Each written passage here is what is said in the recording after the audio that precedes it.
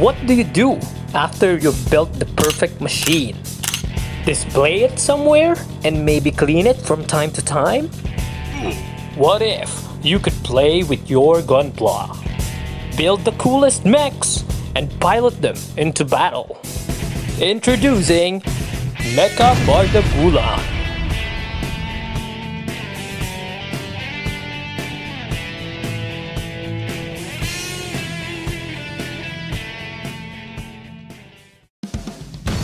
What you'll need to play: a table to play on, some six-sided dice for playing the game and as for counters for health points, command points, tokens for funnels, etc.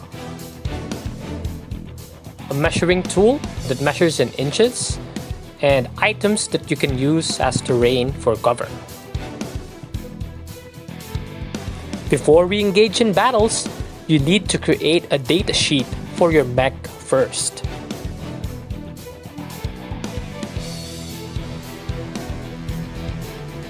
Health points are dynamic and depends on the mission, but for skirmish battles, it must be the same for both sides. In general, we use 7 HP, but you can try playing with 10 or 14 HP as long as both you and your opponent agrees to do so. Moving on, you must name your mecha.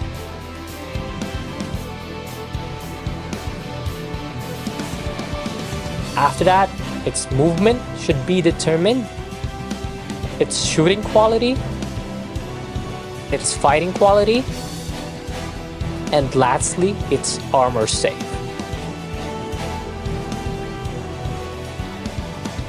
For movement, you must pick one from the following mecha classifications. First, we have heavy. This has a 4-inch move, a save of 3+. Normal, which has a 6-inch move, a save of 4+.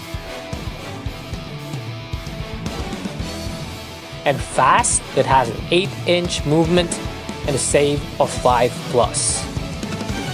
This is to illustrate that the heavier your mech is, the more armor it has. So on one 6-sided dice, for example, for heavy, you must roll a 3 and above on that dice for it to have a successful save. It's harder for normal and fast mechas to save because they have less armor.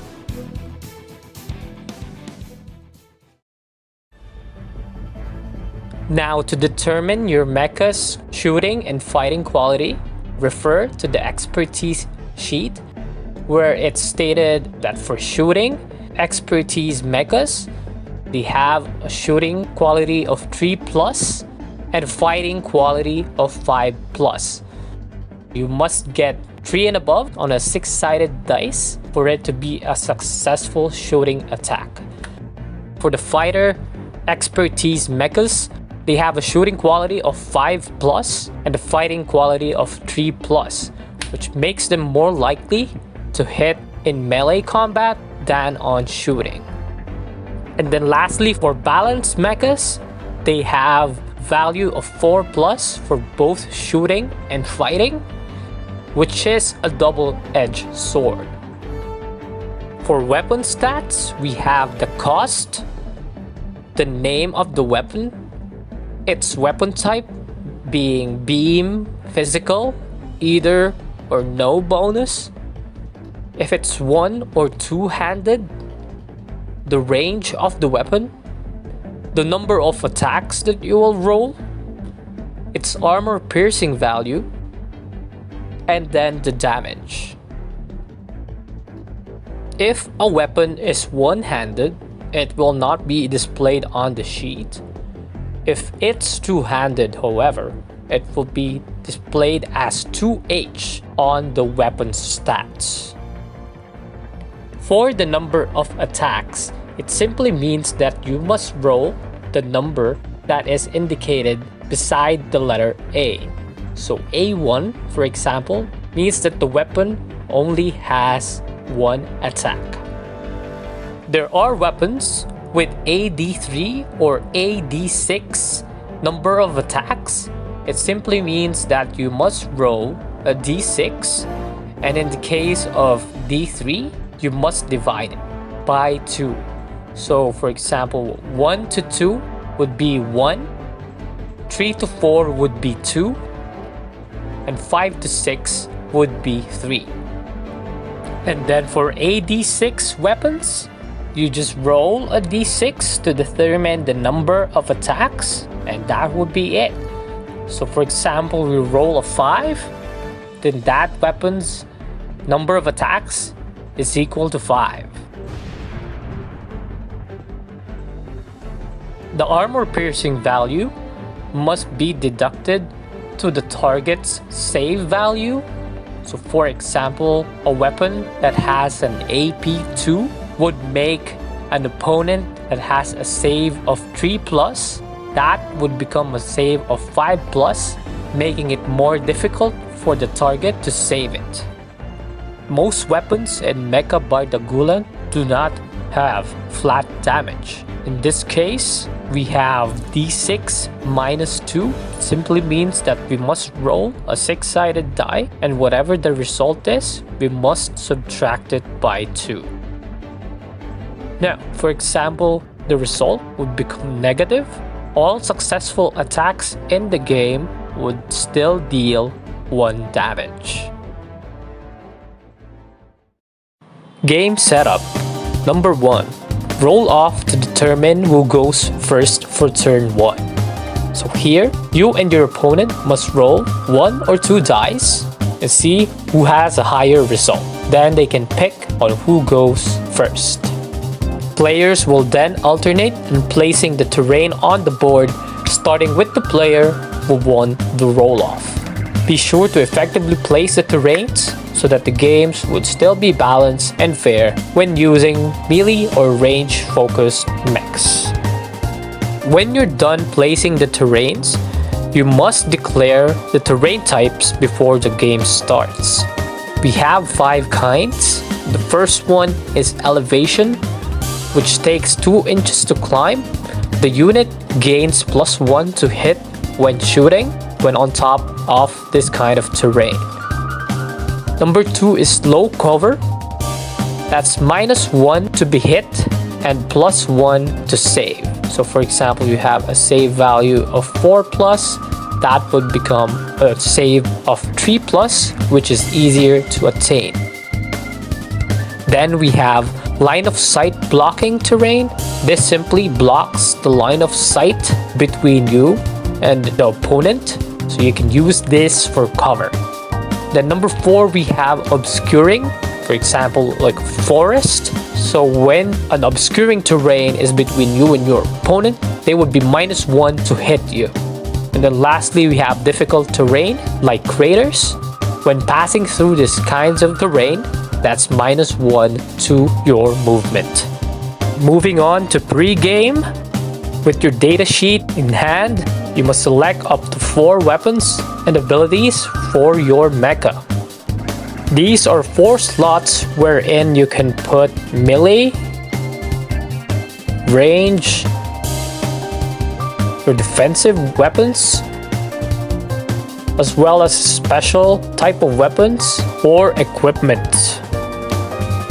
Once done, reveal your complete datasheet to your opponent at the same time.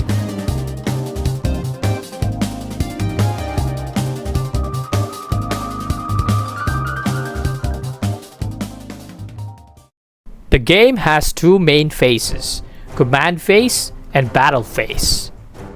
The battle phase is where most of the action happens. Here you can move, attack, the enemy would react with a guard, which would reduce the damage, or evade, which would reduce your chance to hit. You would then roll to hit by aiming for the fighting quality or the shooting quality of your unit depending on what weapon you're using. If you're using a melee weapon, then you have to check the fighting quality. If you're using a ranged weapon, then you have to check for shooting quality. Simply put, If you are using a unit with a gunner expertise and you're using a beam rifle with 1 attack, you must aim for the shooting quality of 3+. On the battlefield, you would have to consider other factors such as terrain and other abilities, but to make it simple, that's what you need to aim for. And let's say you get that 3+. That means your target must now roll to save. When saving, the target must consider the weapon's AP value, which stands for armor piercing. If they are piloting a unit with a normal mecha classification that has a save of 4+, and are targeted with a weapon such as beam rifle that has a value of AP 1, their save of 4+ would become 5+, which would be more difficult to attain on a 6-sided die.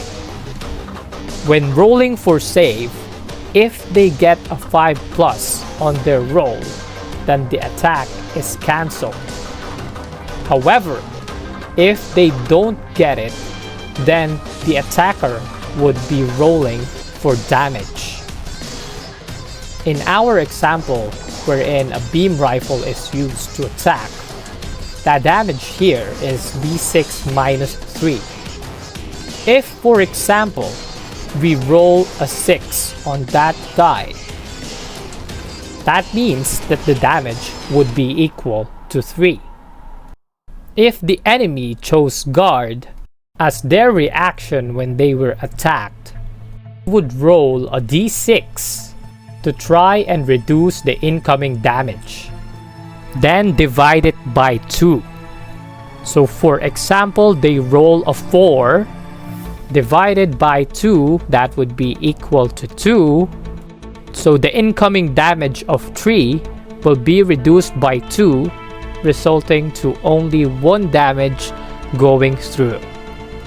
I know this may sound difficult at first, but after a few games, it would be easy for you. Know that you can attack before moving if you want to, while you can also move before attacking. Please also know that you can consume all remaining movement of your unit in an activation.